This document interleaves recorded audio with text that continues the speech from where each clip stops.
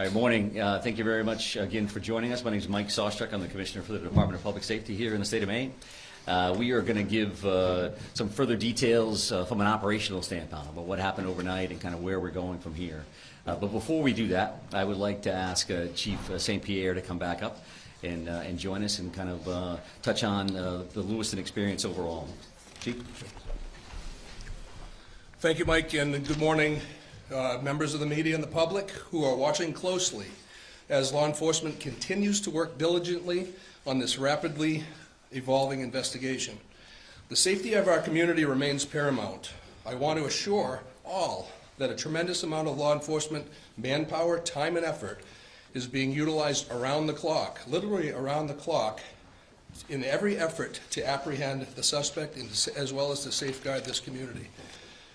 As the Chief of the Lewiston, Maine Police Department, I am extremely thankful for the community's outpouring of support being offered during this tense and trying time. I extend my deepest appreciation for all of our law enforcement partners who have responded from literally around this nation. Again, I will ask the community to be as patient as possible with this process, realizing that there are many moving parts and coordination of efforts involved between multiple agencies. We will attempt to provide as much information possible as this investigation proceeds forward. I would also like to acknowledge and thank the many businesses, restaurant owners, individuals who have provided meals and other essential items to support an investigation of this magnitude. Following this press conference, details will be shared regarding counseling locations, where somebody can make a donation if necessary or asked, and the hosting of several different vigils.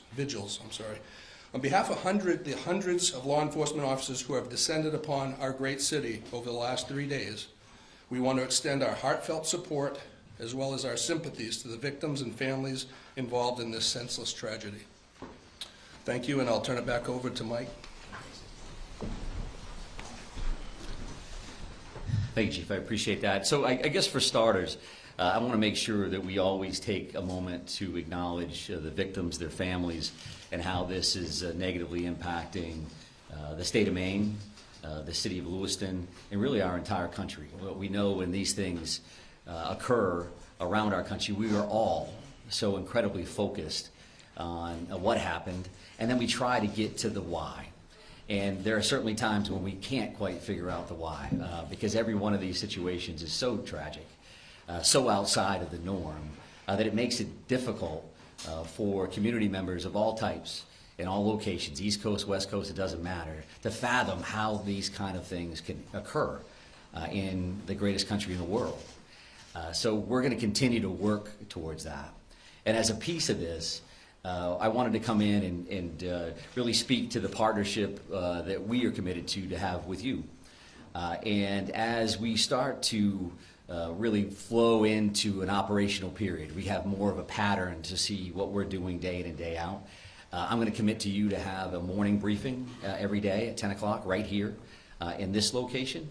As you can imagine, some of those briefings may be longer than others, but I want you to know that you're going to see us in the morning. And we're going to go over what happened overnight, and we're going to kind of talk about what the plan of the day is. And I'll speak to that plan of the day here in just a second. I would also say that we will certainly be considering afternoon briefings as well. If something new came up or something that we believe would be helpful for you to know and the communities to know, then we'll get back to you. Either way, you will receive a communication from our PIO, Shannon Moss, either saying we're going to have a briefing or we're not, so that you kind of have some idea what your day and your afternoon is going to look like as well. So I would also say that these daily briefings, as you can imagine, will be more operational in nature, that our families, our communities, our loved ones are always going to be in the forefront of our mind and certainly in our hearts. But we do want to talk to you about this is what we're going to do, this is what we did, because I know that's incredibly important to you.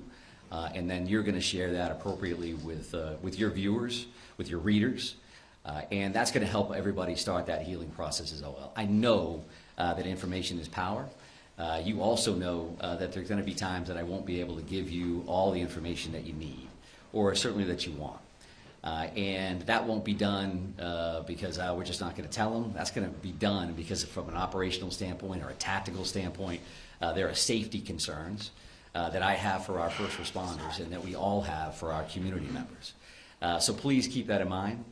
I will go back to like a Q&A kind of a period. We want to allow that opportunity, and we're going to try to do the best we can. But if in my mind the math starts leading to, well, I'm going to get asked 10 questions and I can't answer 9 of them, then maybe that's counterproductive to a certain extent. So we're going to try to front load as much information as we can, again, with these particular sessions. So that is kind of the plan moving forward. And to speak to today's briefing in particular, I would tell you that the overnight hours, and we are on 24/7, and we will be until the suspect in this case, again, is brought to justice. So overnight, our officers, our investigators, and that's investigating, and I say our, I'm talking about local, county, state, federal, all of our partners, been continuing to work 530 plus tips and leads that have come in from the general public, from a number of communities, a number of different relationships. And as you can imagine, those vary greatly. Depending on that individual's knowledge of what happened and what they want us to do about that. So we're continuing to check those things off the list as we go. We're also continuing to do searches at the 2 primary venues here, the one being Schmenchi's Bar and Grill, and the second being the Spare Time Bowling Alley. I will tell you that it's going to be easy to think, well, how come, what's taking them so long to work these scenes, right? And because everything we watch gets solved in an hour, and it's all taken care of. But in order for us to do our jobs, to be professional about what we do, be respectful of the victims and the families that we're working with, in the process within which we work, we have to take our time. We're going to be processing every square inch of these facilities. Not only do you have the victims in question, but every one of those rounds that got fired need to be investigated. Every one of those cartridges that lays on the ground needs to be collected.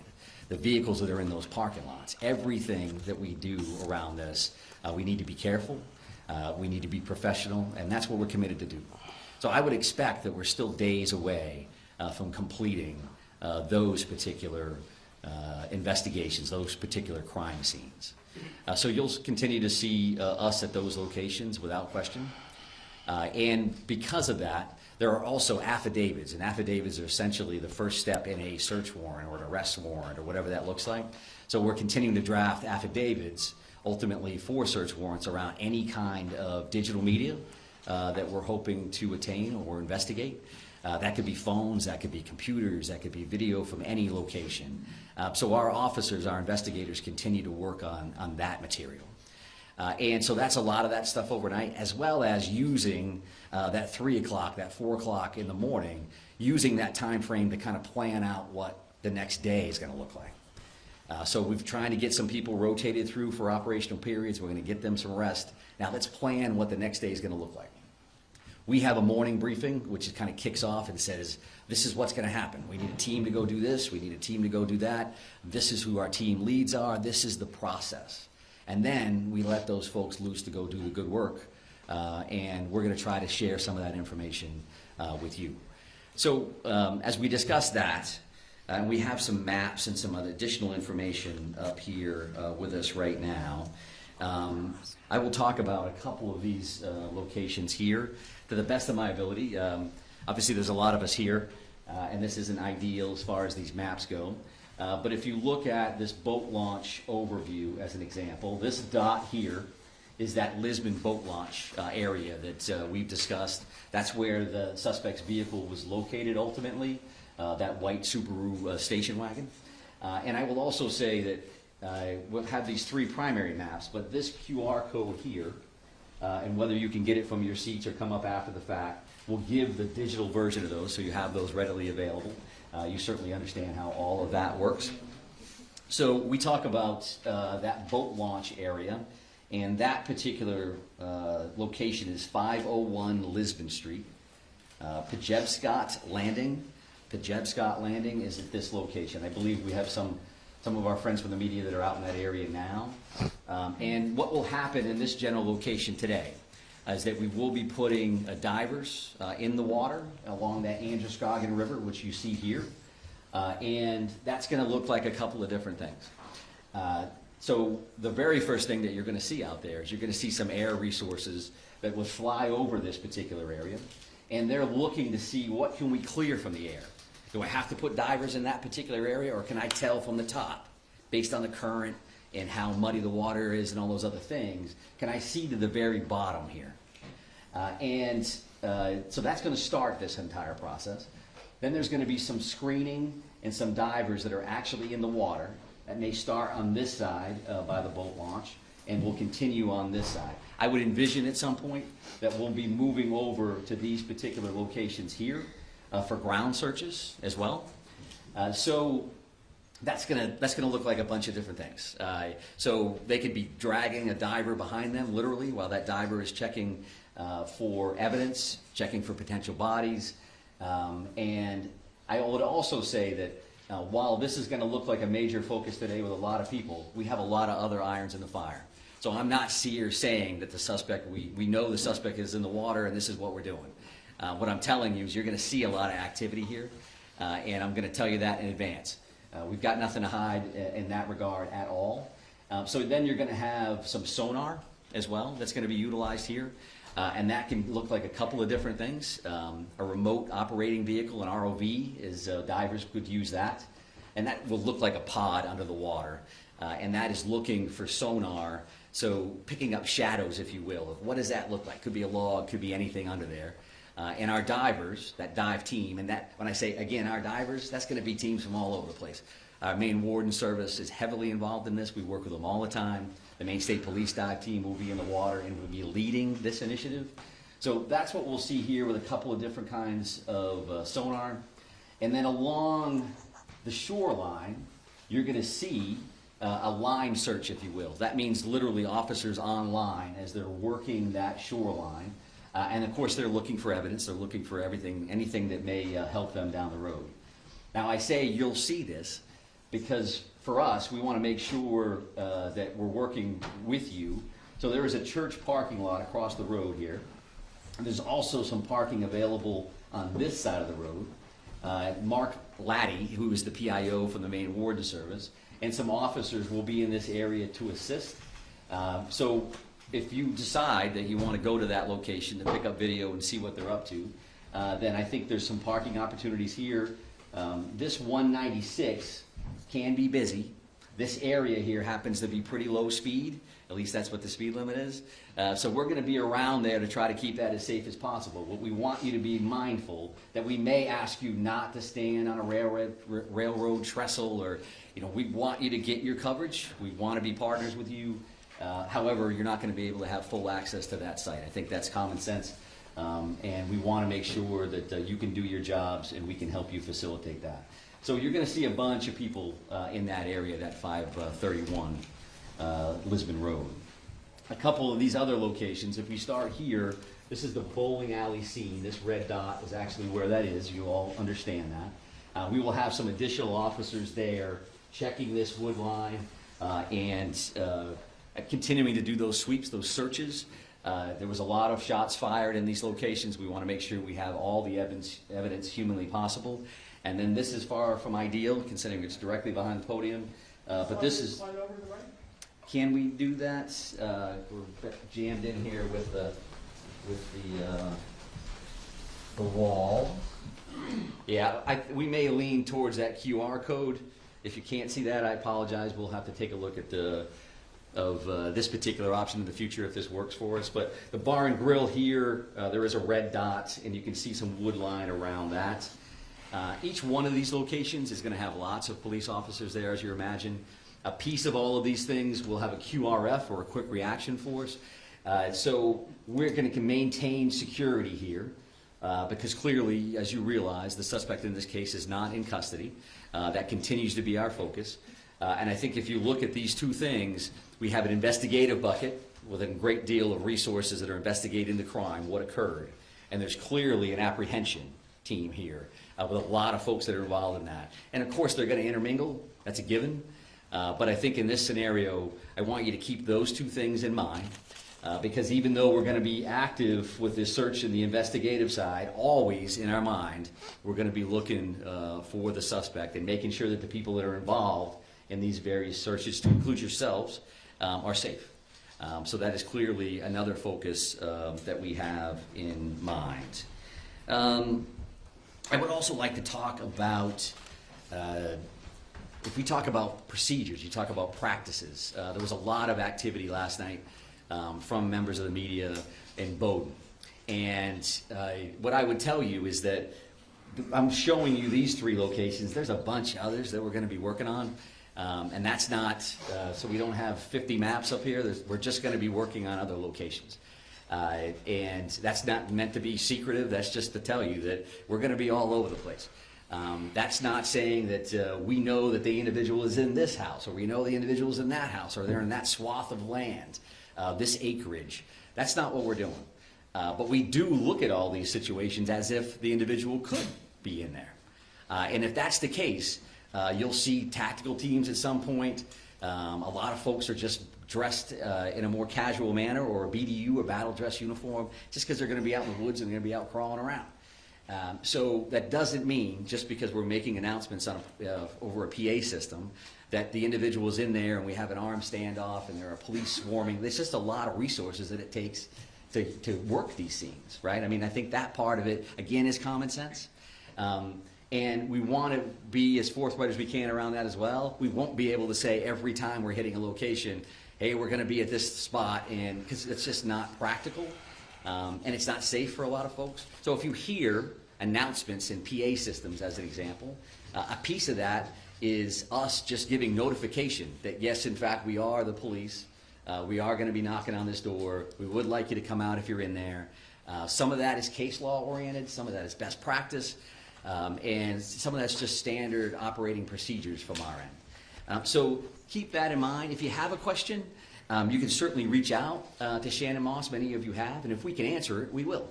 And it may not be immediate, but we're going to do the best we can to do that. And I think we'll be better at that, again, as we kind of get into this flow. Now we know what we're working with. It's starting to settle in as much as a tragedy like this can. And again, we want to be good partners with you across the board. So let me just take a look to make sure I've covered everything that I wanted to cover. I would also say that this is a big deal here, this particular link, and Shannon will be sending that out through her media list. So this is a digital tip line. And what a digital tip line would mean is anybody, yourselves included for whatever reason, if you've got a photo, if you've got a video of what happened, or something that you think is evidentiary in nature, you think that it would be valuable for us to have, you can upload that information through that link. And that link stems from best practice in other communities where tragedies like this have occurred, that a lot of people have a lot of information. Where does it go? Maybe this is the key. I don't think they know that. Or they probably do know that. 75 other people sent it to them. Send it to us anyway. And we want to see that information. So that's pictures, that's video, that's any of that kind of material to that particular link. And again, the QR code is something that we already talked about from a mapping perspective. I would say that our ongoing victim services efforts, that is something that we're working with victims' families, the community as a whole, and we are working with families that have currently been notified. We're continuing to identify victims in this case, and as those occur, additional resources will be available to the general community. I would say, again, as a little bit of a reminder, some searches you may see, well, why does that search have an armored vehicle involved, and then they're walking along the river, shoulder to shoulder. Some of those are going to be tactical ground searches versus just a kind of standard line search or grid search. The Maine Warden Service do this stuff all the time. They're incredible, searching for people, and incredibly valuable for us as it kind of expands out to evidence in many of these circumstances. We do clearly continue to have air assets, whether that's helicopters or planes, just because they're involved, again, as we mentioned here, right, that's going to be an overview. They're just flying over that site. They may be hovered someplace else. Is that because we found the suspect? That's not a guarantee that that's the case at all. I would also tell you probably new information. Initially, that first night, we had 70-ish or so witnesses. The FBI has been incredibly helpful with things that may sound as simple as you've got to transcribe 70-plus witness statements. They're bringing a lot of resources to play, and so we're continuing to do a lot of that work behind the scenes as well. I think that the shelter-in-place order, right, that's currently in place for Lewiston, Auburn, Lisbon, and Bowdoin. When you hear the names of those communities, obviously you know that a lot of our focus, a lot of what occurred in those communities, whether it's Bowdoin because that's where the suspect's house was, Lisbon where the car was located, or Lewiston, Auburn, some conversation earlier about Auburn locations, and Lewiston where the focus of those first two tragic active shooter situations occurred. That's an ongoing conversation that we'll have every minute of every day. Does it make sense that those orders are still in place? And can we relax those, change those? They have not been changed in any way at this point. But we realize that we want to keep our community safe. So that's again, the forefront of our minds. But we know that a shelter-in-place order in general, similar to orders around COVID, can have some negative impacts on families and going to school and businesses and all those other things. So we have that in our mind. There is that pluses and minuses chart that's just kind of active as we kind of work through this thing. So know that we are actively thinking about that. And truth be told, working with, specifically right here in Lewiston, working with our officials, working with Chief St. Pierre, working with the mayor and others, having conversations about what does that mean? And what is that going to look like this afternoon, tomorrow, and moving forward. So I think that's enough sharing from my end. That's a lot of information to overload you with there.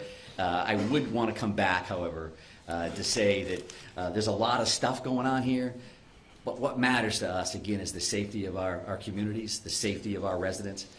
We care about each and every one of them, as you do. And we're going to continue to fight on their behalf to bring this individual to justice, because we know that that has an impact on starting that healing process. It's not a slam dunk. It's not when we got them, now everybody's better. This is going to take a while, right? It's going to take a while for communities to work through. It's going to take forever for families to work through. You lose somebody that you love. That's a big, big deal. So I don't want to get lost in the minutia of this is what we're doing and this is a map and it's a QR code. It always comes back to this other stuff for us. So again, we're going to try the Q&A deal and see where we go. Go ahead, right here. There were reports that you all found a note at his home. Do you know the contents of the note, and can you share that? Yeah, so we've heard the same thing, and there was a note at one of these residences. I'm not prepared to really talk about what that included. And I think that's probably, again, a common sense answer because that does involve, is there a mindset here? Is there a motive? What did that entail? So we'll definitely continue to work on that, and when we can release it, we certainly will. Sir. Right here, sir. Commissioner, so in reference specifically to what's behind you and what's going on at the river, is there any information that you have that's leading you in the direction that he may have killed himself and his body is in there, or is it just one of the possibilities? Well, I think one of the possibilities is key, right? Because clearly we don't have him located at this point. We don't have him in custody. So all of those options are on the table. We certainly don't want to wait too long because the river is a big piece of this. The car was located there. Evidence is located in the vehicle or right there along the shores of the Androscoggin River. So that's stuff that we want to make sure that we're checking, and we're using the resources that we have available. We're using the expertise that we have available with the dive team and all our partners to make sure we're checking that. At the same time, right, we're checking all these other things. We're working through the crime lab on this other information. So all of those things are occurring at the same time. I would also state, and I want to make sure that I say this because they've been very, very helpful. The Brookfield Power Company owns 2 dams, operates 2 dams in this area. And they've been very cooperative. You know, they live it every day. So as an example, one of the things that we're doing, the river currently runs at like 8,500 cubic square feet per second. And when they tighten the dam tools down, they actually lower that down to like 5,500 cubic feet, right? Does that mean anything to you? What it means to us is that that current, if we can slow that current down, we can lower the amount of water in the river. It's certainly easier for us to work. It's easier for our divers to see in clearer water than muddier water. If it's a foot lower than it was before, it's easier for us to work. And there's different searches, obviously, but unfortunately, people lose their lives in bodies of water on a regular basis. So this is something that we're trying to dial in. But yes, sir, right here. Yep. Deer hunting starts tomorrow. It sure does, yep. Yeah. Can you address that? Yeah, sure. So I had conversations with Commissioner Camuso, Inland Fisheries and Wildlife. Judy's great. We are having those conversations. I would expect to hear more about that later in the day. It's a big deal in Maine. It may not be a big deal for a lot of people from other communities, but we know what that's going to look like. We also know we're in the woods. You know, if you just happen to be in the woods, minding your own business, going for a walk, that's going to make us a little concerned, right? So it's definitely a good question. It's something that we're actively working on. Right here, sir. We talk about this tremendous amount of assets here Yep. and the search for him. Can you talk about the pressure you guys are feeling to find him, to give this community some sense of answers as this enters its third day? Yeah, sure. I think, pressure is one way to put it. I mean, we're concerned about the victims, their families, and our communities. I'm concerned every day, 24/7, 365, at this point for 30 years. That's why I got into this business. We do want to help people. We do want to make them safe. Making them safe and making them feel safe may not necessarily be the same thing either, right? Because I think our law enforcement partners, our first responders around the state, everybody is dialed in. They do that all day, every day. This is clearly a completely different animal. So for us, we want to make sure that we bring this individual to custody. But we got to do it right. We got to do it the safe way. Don't want to see anybody else get hurt, certainly our people and our community members. So we want to make sure that we do that right. We're not going to be rushed, but we're running right on that level. That we're going to work as hard as we can, as fast as we can, with as many resources as we can to try to bring some kind of closure. Sir? Right here, ma'am. Right here, ma'am. We understand that the family is being cooperative. What are they telling you? Oh, I think that whether you see the 530 tips and leads overall, I think we're seeing a lot of cooperation across the board. I'm not going to speak to anybody in particular, but I think there's a lot of cooperation. There's a lot of compassion here. There's empathy that people understand what happened here, not only to the victims, but again to the state and to our country. So people are coming forward. They are participating in the process, and that's just the nature of the beast. But I'm not sure I answered it. So go ahead and follow Yeah, up. I'm so sorry. That's okay. Specifically the family of the suspect. We understand Yep. they are cooperating. What are they telling you, and how are they helping you in the investigation? Yeah, so I won't speak again specifically to what anybody said one way or the other, but we do appreciate everybody's cooperation because we know that this is difficult for everybody. No matter how you could be the neighbor of somebody. This is tough for people to digest and understand and to try to work through. So right here, sir. Right here. Thank you very much, sir. Yep. Specifically warning. Forget about information. The family has told multiple news outlets there were warnings provided to law enforcement. Which agencies received those warnings, and did you think at any point that it might warrant a yellow flag pursuit? Well, I'm heavily involved in the yellow flag conversation overall, but the reality for today is I'm not going to talk specifically about who knew what and when. We're still actively involved in a very dynamic situation here, and we're focused on an individual that currently has 8 warrants out for murder. We're trying to figure that part out, trying to bring him into justice, as well as investigate this crime. There will be a time. Can you confirm the warning, though? Can you confirm warnings were issued? I cannot. Well, yesterday, yesterday, the Senator Collins said that the yellow flag law should have been enforced in this situation. So as you stand here today, what is your response to that? And also, as you stand here today, was law enforcement notified of the threats that he was making, of his condition? Were they aware of it, and what steps were taken to investigate that? Yeah, I appreciate the question, and Senator Collins is great. We have a great federal delegation that works incredibly hard on behalf of the state of Maine. I don't know exactly what the good senator said. I respect her a great deal. So I won't answer to any comments that she made. If that's her perspective, based on what she knows through the general public or otherwise, then that's fine. She certainly has the right to do that.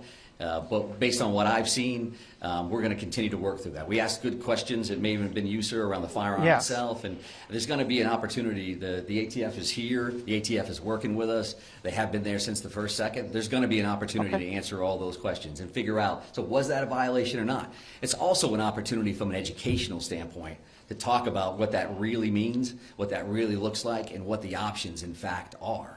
Right. I mean, the thing is that folks want to know, were there any I'm gonna go miss? over here, though, sir, so I appreciate the follow-up and the initial question. You, Talk about timeline yesterday, 911 calls. Do you know the time, the precise time that the police arrived on the scene? arrive, no. So it was 6:56 for the initial call, and then 7:08 for the second call. Multiple calls for each location. And so that's what I had. I don't know exactly when they arrived, other than to say these calls in any scenario are a priority, to say the least. So everybody's going, and they're going as fast as humanly possible. So that's the. I'm not done answering the first question. So is that enough, sir? Does that Just- make sense we- on that? I will take a look at Yeah, the arrival time so that we have that information, and we may be able to provide. If that. we can get a further timeline, And that would I be say very this, helpful. Okay? The way It would this be is going to helpful. work, just so we're all clear, the way this is going to work is if we have a Q&A and you ask me questions and I attempt to answer them, as soon as we start yelling over each other, I'm done. Just so we're That's clear. fine. And we don't want to do that. We're trying to be as cooperative as we can across the board.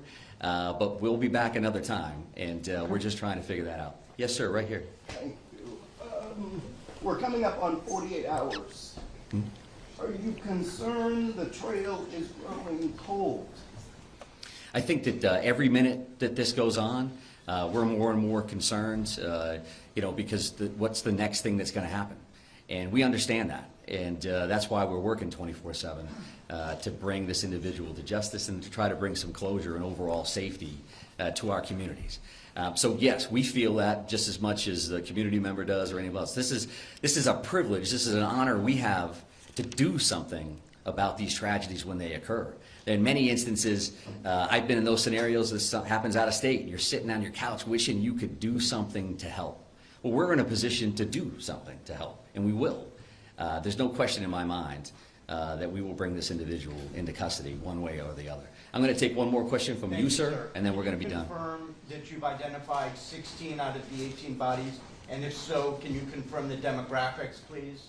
Yeah, and I think that that may be a question, the specifics may be a question for a future briefing. We have identified and notified the families of 8 of the 18 fatalities that were involved in this incident. We mentioned those 8 murder warrants, and the reason why we have 18 victims, we only have 8 of those warrants. That's because 8 of those people have been identified, and 8 of those people, the families have been notified, which is certainly key for us to make sure we get that right. But further demographics around it, the colonel gave gender yesterday, and we'll take a look at ages and some other information. I'd like to be able to, I'd like to be able to honor the group of victims by talking about them in a specific session that I would view coming shortly. 8 of the 18 have been identified and notified, not 16, and I don't know where that came from. So thank you very much. I do appreciate it. We will see you again along the way. Thank you. Thank you. Hold still, everyone. Come on, go. Kevin.